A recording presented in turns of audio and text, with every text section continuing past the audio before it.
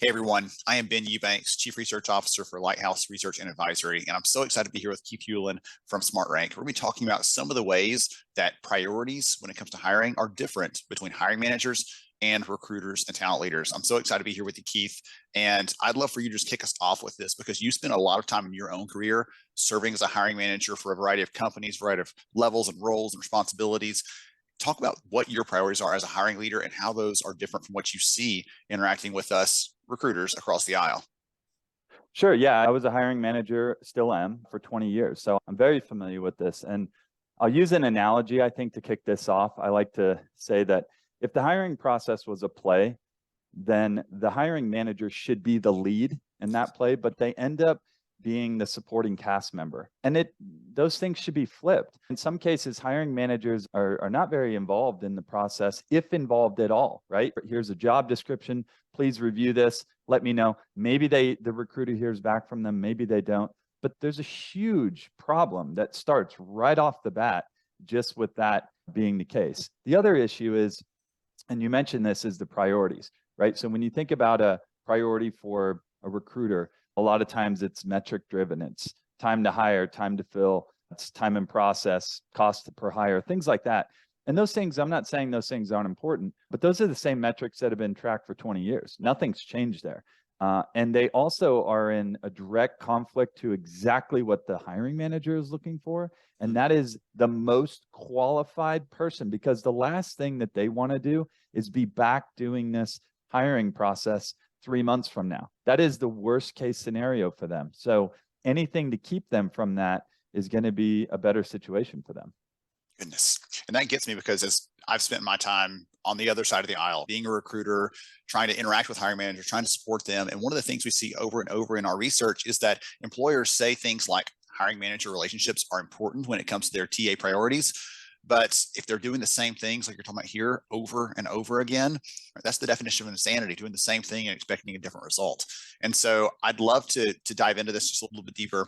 You talked about quality, other things that matter to a hiring manager. Performance probably is a big piece of that. What about the stability of the team? Like those matter so much.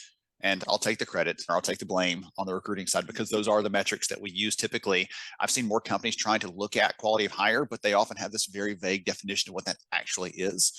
And so I'd love for you to help us understand that a little bit more, because one of the things you do is help enable your customers to do that in a very granular and specific kind of way to get right to that quality of hire so that hiring manager doesn't have that same risk. You can go deeper than that. Yeah, let's just call this out and just call it for what it is. Recruiters are not subject matter experts for every single role that they're hiring for. Most of them have never done the role. And even if they have, they're not clairvoyant. They can't read the mind of the hiring manager and know exactly what they're looking for. So let's start with that preface right there, is that that's the starting point. It only gets worse from there because of that lack of understanding of exactly what the hiring manager is looking for.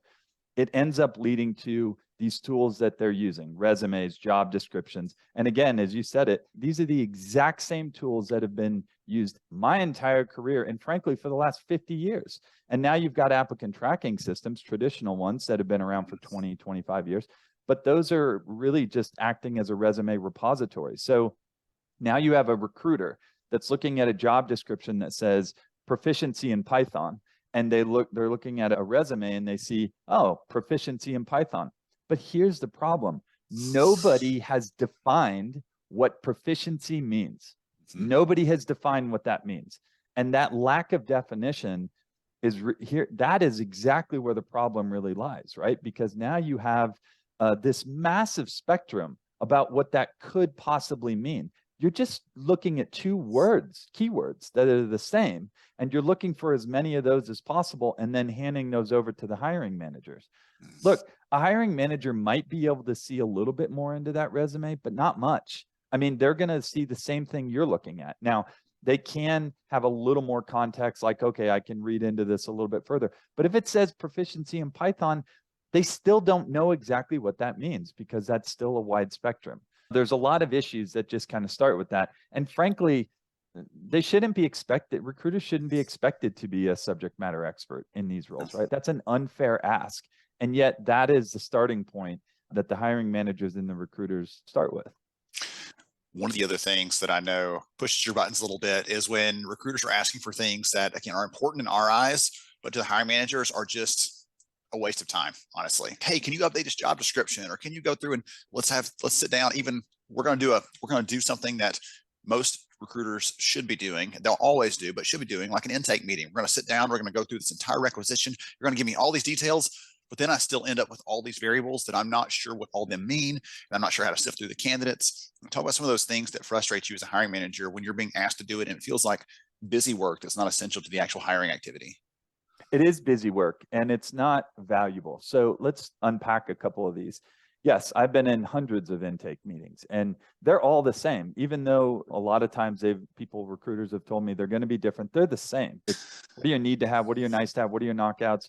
Anything else I should know about the role? And this is both internal and external recruiters. Same process. And now they're going to give me a job description and ask me to update it. What do you want me to update it? Like, what do you want me to update? I'll update it and I'll put in a few more bullets, but those bullets aren't defined. So there is no, and what are you going to do? Are you going to define that like to the nth degree on a job description? That thing's going to be 50 pages long. There's a huge issue with like, why am I reviewing this? This is a waste of my time. Any recruiters that are out there that are listening to this, that are like, I can't get hiring managers to even respond on job descriptions or get back to me on resumes. Yeah, there's no reason to ask yourselves why that is. They don't want to be doing that. It is busy work and it's not valuable to them. And they've been doing it for the last 20 years. Nothing has changed in that. No matter how big the company is, what industry they're in, none of that matters. It's the exact same process. And so at the end of it, what do they get? They're going to get a stack of resumes, because that's also another way to gauge whether or not hiring managers, are we on the right track here? Here's 5. No, I don't like any of these. Oh, why didn't you like any of them? Well, they didn't have this. They're trying to understand what those qualifications are. I get it. I understand why a recruiter's doing that, but it's wasting so much time, so much energy, and all it's doing is creating dysfunction between these two teams. And so those are the things that just have to stop. I mean, it's been well over 25 years of the exact same process. It has to stop at some point. I heard this incredible leadership expert recently talk about the bring me a rock exercise. I don't know if you're familiar with it, but they say, hey, go bring me a rock. And so if their team brings on rocks, like, no, I want a smaller one. They bring another, no, I want one that's a little bit more gray. No, that one's too bumpy. You can keep doing that over and over again. And that's the same exact thing that's happening here in the hiring process because it's not super defined. And that's so right. I know that some recruiting teams, some recruiting leaders say, well, we'll use one of those tools that will scan resumes and help us to stack rank the applicants. But the problem with that is you're still using the resume as your source of truth. And the problem still exists you're talking about here, where it still is, okay, Python. It says that. Does that mean they're great at it? Does that mean that they've just heard of it and they threw it on the resume because someone told them to? Like, where do we define that? So I know you take a different approach. Talk about that a little bit so we can understand the difference between those kinds of tools that use a little bit of, black box algorithms to rank these and the way that SmartRank has decided to approach that. Yeah, those tools you're talking about out there that are like magic AI, they can go through resumes faster, but they can't do it any more effectively. Now, what do I mean by that? Yes, they can pick out proficiency in Excel, but they still can't tell you exactly what that applicant meant when they wrote Excel proficiency, right? No technology on the planet can read a person's mind and tell you exactly what that means. So we just take a really practical approach. And from the beginning, from the front end, we just have the hiring managers working with the recruiters, and they're building out a series of very specific questions and answers. And then 100% of the applicants are going to answer these questions. So we don't ask questions like, are you proficient in Ruby on Rails, another language? That doesn't do anything. We don't ask, how would you rate yourselves when it comes to Ruby on Rails, 1, 2, 3, or low, medium, high, or anything like that. That gets you a little bit further, but not really. It's still subjective. You have to pull the subjectivity out. So an example would be, I actually have this on my screen. If you were to say, what is your level of proficiency? And you give 4 options. And one of those options is, I can build non-trivial queries with active record model associations and scopes, and you're comfortable with RSpec and dynamic text fixture generation, and you're able to write HTML, CSS, and JavaScript. Now, that answer would get you 0 points as far as in our system for that particular question. That just means that you're proficient. And that's like baseline. We're not looking for baseline. We're looking for somebody that can do all that, but can also do these other things that are listed here as well. That's the difference, right? It's like saying, are you proficient in Excel? Just to give another example everybody understands. If you ask 10 people, are you proficient in Excel? 9 of them are going to be like, you bet I am.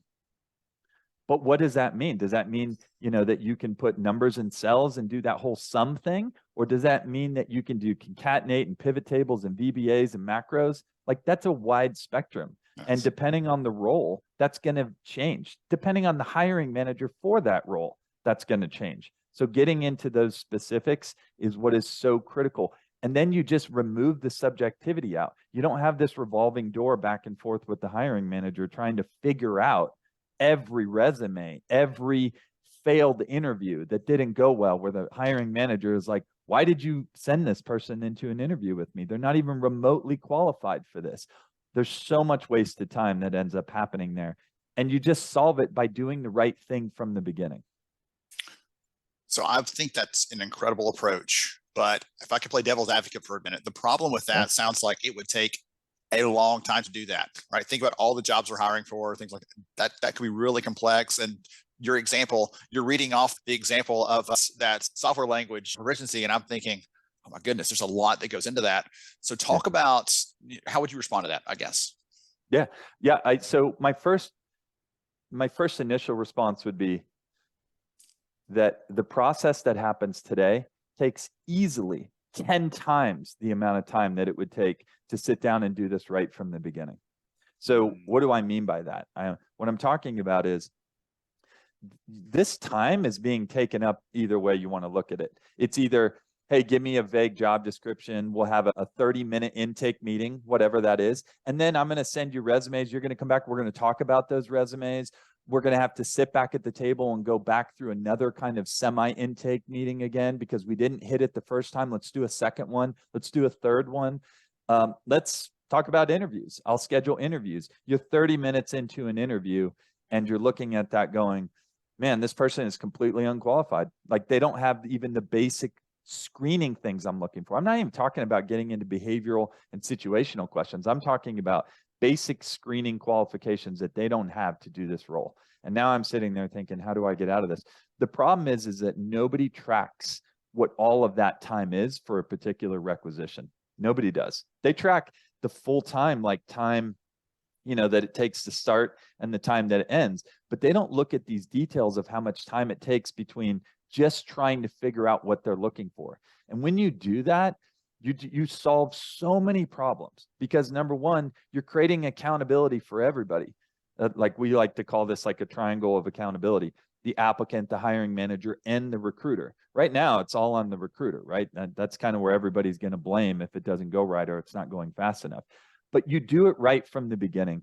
And when you do that, now you have everything you need. And then the system automates the entire screening process. Like, you don't have to be sitting there looking at resumes one by one by one. That is the most inefficient way I can think of to go through applicants in an ATS. I completely agree with you on that, Keith. And I've as a recruiting representative here for the audience, I've been there where if it all goes great, hey, that hiring manager picked a great person for their team and it's all going to work out. If it didn't go great, well, recruiting could not give us the candidates we were looking for. And so it's like a no-win situation. I love the triangle of accountability because it makes sure that we're all on the same team. We really are on the same team, but that helps to remind us of those things. So I hope you all get some good notes, some good ideas from this around the priorities piece. Keith, thank you so much for joining me, for your passion for this space and for the support you're providing for TA teams everywhere. Yeah, appreciate it. Thanks, Ben.